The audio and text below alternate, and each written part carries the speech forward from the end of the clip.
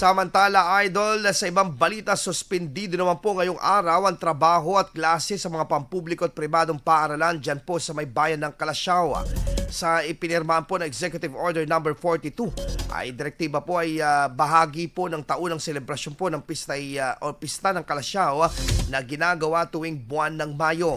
Isa umano ito sa mga tradisyong panlipunan at pangkultura ng bayan na nagbibigay-diin sa pasasalamat sa Señor Divino Tesoro.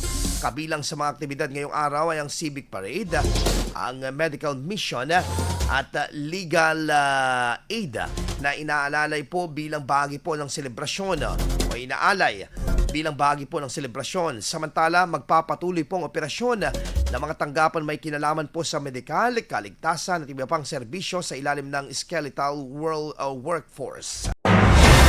IFM News. IFM News. IFM.